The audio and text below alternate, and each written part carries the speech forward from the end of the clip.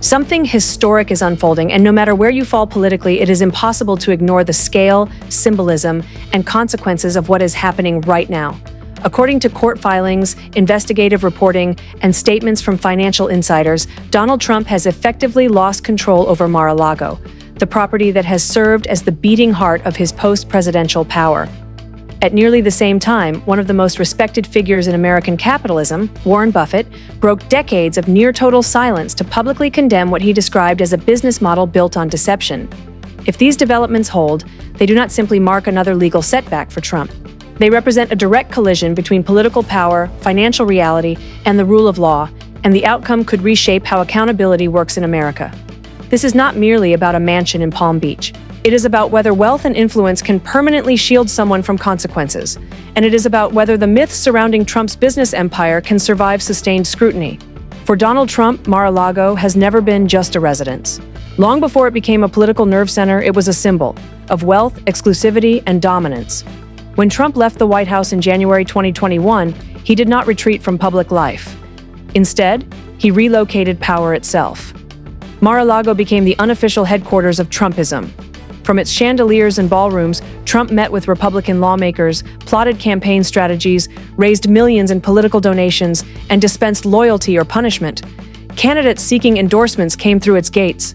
Billionaire donors attended private dinners. Foreign dignitaries and conservative influencers treated it as sacred ground. It was, in many ways, the shadow White House. Every major Republican figure understood the ritual. Whether it was Kevin McCarthy making his now infamous pilgrimage after initially condemning January 6th, governors angling for favor, or donors writing seven-figure checks, Mar-a-Lago was the place where Trump's authority was reaffirmed.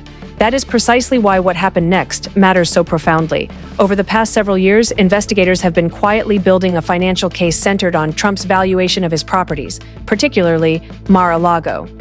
Prosecutors allege that Trump systematically inflated the value of his assets when it benefited him financially, while dramatically deflating those same values when it came time to pay taxes. This wasn't a one-time discrepancy. According to court documents, Trump allegedly claimed Mar-a-Lago was worth well over $1 billion when applying for loans from major banks. Those inflated valuations allowed him to secure favorable terms, lower interest rates, and enormous lines of credit. But when tax assessors came knocking, that valuation allegedly collapsed to a tiny fraction of its claimed worth. This is not creative accounting. This is the core definition of financial fraud, if proven. The investigation initially began at the state level, but it rapidly expanded once federal authorities identified potential violations involving interstate banking, loan fraud, and wire communications.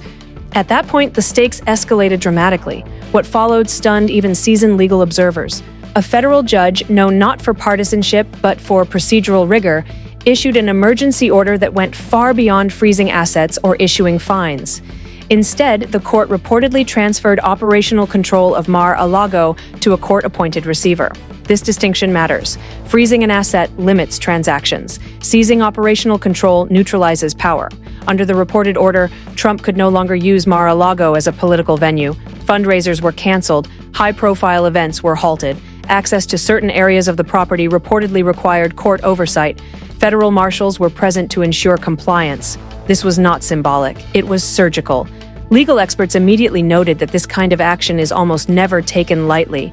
Historically, similar seizures were used against organized crime syndicates in the 1980s, when prosecutors sought to dismantle criminal enterprises by removing their economic engines. That comparison alone sent shockwaves through political and legal circles. But the most unexpected moment came not from a courtroom, but from Omaha, Nebraska. Warren Buffett, the Oracle of Omaha, is famous for avoiding controversy. He rarely comments on individual business collapses. He almost never names names. His philosophy has always been simple: let the numbers speak. This time he spoke.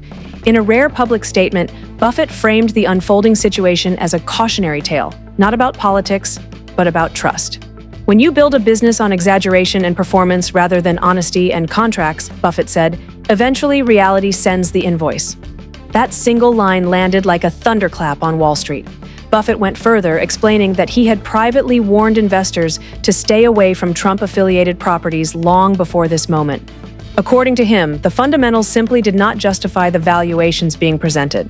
This isn't ideology, Buffett emphasized. It's arithmetic. Those words are devastating for someone whose entire public persona is built around being a master dealmaker. But Buffett wasn't finished.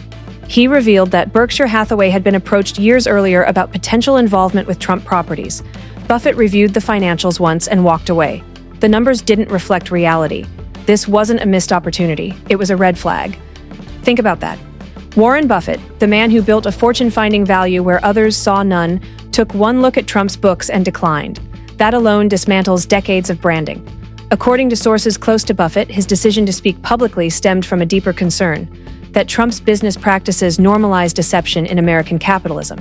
In Buffett's view, that erosion of trust threatens the entire system. That accusation cuts deeper than any political attack ever could. Meanwhile, the investigation widened. Banks that had once eagerly lent Trump hundreds of millions of dollars began cooperating with authorities. Internal emails reportedly showed executives acknowledging concerns about Trump's valuations, but approving loans anyway because the fees were lucrative. One reported message allegedly stated that the numbers were fantasy, but too profitable to ignore. If those documents hold up in court, they won't just implicate Trump. They could expose systemic failures within elite financial institutions. At this point, Trump's familiar playbook kicked in. Publicly, he attacked prosecutors. He labeled the investigation a witch hunt. He framed himself as the victim of a corrupt system. On social media, he promised total vindication. Privately, however, reports suggest a different reality. Trump's wealth is notoriously illiquid. Much of it is tied up in properties carrying massive debt or legal exposure. Mar-a-Lago was one of the few remaining assets that consistently generated positive cash flow. Losing control of it, even temporarily, threatens the entire structure of his finances. Legal advisors reportedly urged Trump to consider negotiation. A settlement could preserve some assets while limiting further exposure. But any deal would require acknowledging wrongdoing, something Trump has refused to do his entire career. This is the trap. Trump's political brand depends on never conceding. His financial survival may require compromise. Those two realities cannot coexist. History shows what happens when people stop being useful to Trump. Jeff Sessions was discarded the moment he followed the law. Bill Barr was praised until he refused to support election lies. Mike Pence was loyal for 4 years until one day of constitutional duty. Kevin McCarthy bent the knee, only to be blamed later.